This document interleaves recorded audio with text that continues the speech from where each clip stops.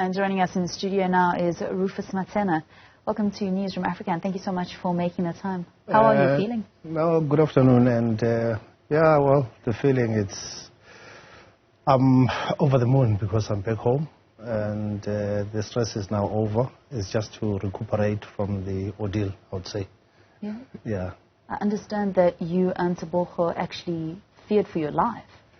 You know, it wasn't a nice thing to experience, because remember, every day that goes by without you knowing when are you going to go home, when are you going to see your family, it takes a toll on one. And, you know, we're grateful that finally there was some, you know, sort of an agreement, and we were back home now.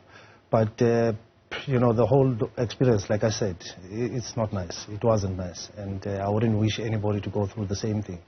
I mean, like for instance, you go to a country where we know, I mean, predominantly that it's not that lekker. So somebody withholds your traveling document, and you know that by no chance will I be in a position to go. And when you ask him that, no, I need my traveling document, he says, no, until I get my money, I will give it to you. And remember, I'm not the person who owes him money, but why me? So it was just not nice. And were you getting fed at the hotel? Could you guys leave the hotel? You know, the feeding was not up to scratch. I want to confess on that one. Sometimes they would give you meals 3 times a day. Sometimes it would be once. Sometimes it's twice. So it all depends. And worst part, just before the team left, when we took a shower, we had warm water, and, you know, it was nice. Immediately the team departed, the 2 rooms, then the warm water was shut down. Then we had to use cold water until we left. And we even reported that we don't have warm water. Then the only thing, on a daily basis, you'd be told, no, we'll fix it. We'll fix it on a daily basis, until, you know, we just gave in. And in that cold weather, I have to, you know, use a cold shower on a daily basis. It was not nice. But you did have internet access to be able to speak to family and friends? Yeah, internet access, yes, that one we did have. But on a daily basis, you'll be threatened that, no, I'll take the internet access. So what we did, for every little thing that he wanted us to do, so that he can portray an image to other people out there that we are in a comfortable environment, was to play along. Because remember, I'm in a foreign country with somebody that I don't actually know in terms of his personality. So you play along so that you can save your skin. So what were some of the things that he had asked you to do? Like, for instance, in the evening, he would say, no, guys, let's drive out. Then we follow suit. Because, I mean, if you stay behind, what if when he gets back, then he kicks you out? Where will you go? Then you drive with him from as early as 8 o'clock, 9 o'clock, until 4 a.m. in the morning. Driving to places that you didn't even know. So it was more of a mental torture than anything. So you would just drive around in his car? Yeah, in his car. You sit there in his car, then he drives around, he stops, he speaks to people. And remember, I mean, we don't speak Arabic, neither do we understand it. So as to what are they discussing, and somewhere you speak to people, those people would come to the car, look at the car, who's in the car, and then, you know, it's worrying, and you don't know what's going on. So you go back there, then the next morning would come to you, did you get a call from the chairman? I said, no, I didn't get a call from the chairman. Neither did my colleague Tebogo get a call from the chairman. Then he says to me, but you are the manager. I expect you to push harder. So meaning I must, you know, fall for his, whether it should be a scheme or what, fall for it, pressurize the chairman so that the chairman can pay, then he can release us. So when I say I didn't speak to the chairman for the day, it wouldn't be nice. So help us understand how the situation even got to the team leaving 2 of their team members behind. No. Usually a team will never leave anybody behind. No, that one was a simple arrangement in this sense. If you want to transfer money to anybody in that country, it becomes a problem. So the solution was that you know, discussion between him, myself, and the chairman was that, okay, because we are struggling to transfer money to you, what we can do is we'll transfer money into the accounts of people within our team. Being you and Tebogo? Exactly. Okay. And the agreement was, okay, fine, if that would be the case, then I can let the team go, because he didn't want anybody to leave anyway. So I can let the team go, these guys will stay here, then we'll do the process of withdrawal, and then so that they can pay me. So we did the first one. We went to the market, exchanged the money into US dollars. We paid him, it was a total of 5,600 US dollars. Then the second payment came in, we gave him 6,000 US dollars. The third one came in, because we were doing it in different days. Sure. And some of the days, remember, it prolonged because you go to the market, they're not working. And sometimes if you go late, you don't find anybody there because of Ramadan. So they work from morning, maybe until 1.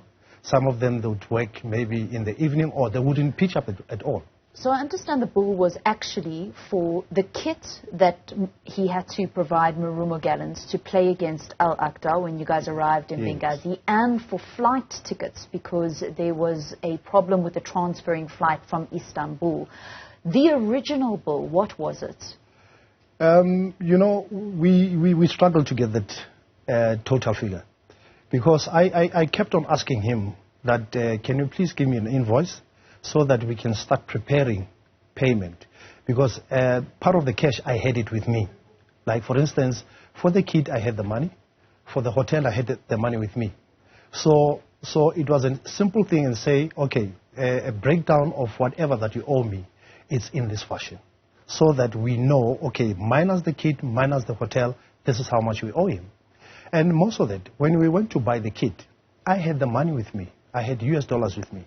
I said, no, I want to pay. He says, no, you cannot pay these guys. They only accept, what do you call this, the diners. That is their currency. I said, okay, if that be the case, it's fine. But as soon as we're done with the game, then let me know so that I can reimburse what you paid. So on a daily basis, when I ask him for the total amount as to how much did you pay, because I remember when we were still at the sports shop, the total was, I think, 1,200 dinars, the Libyan dinars.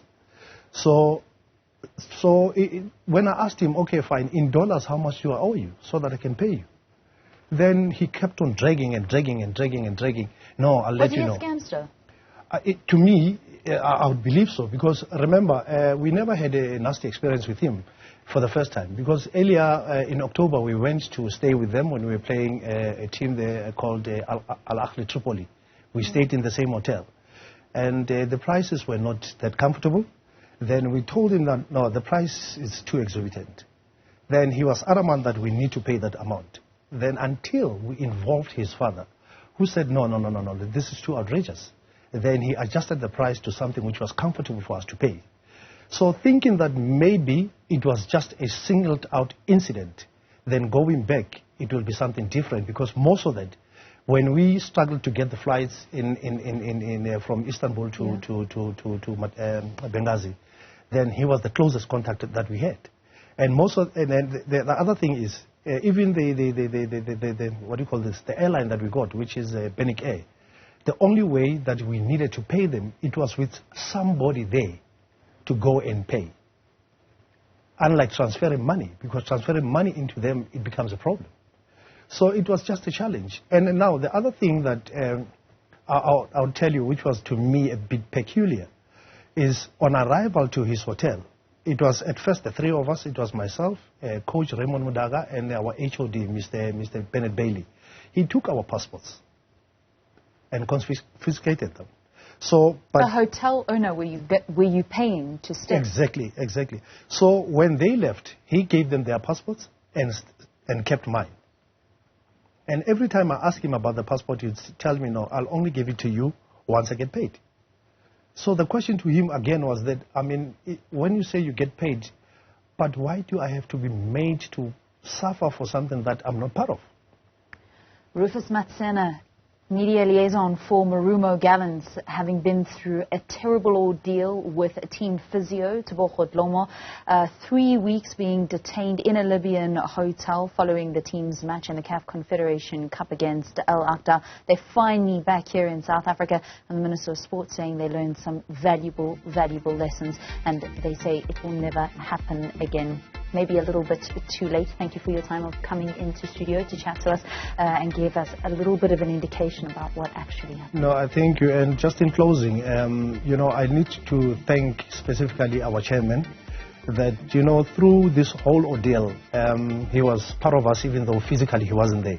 You know, and even the general public of South Africa, especially the media, we need to really thank them for the support, and the DERCO as well for playing a part. So we really, really appreciate it, and thank you very much for that.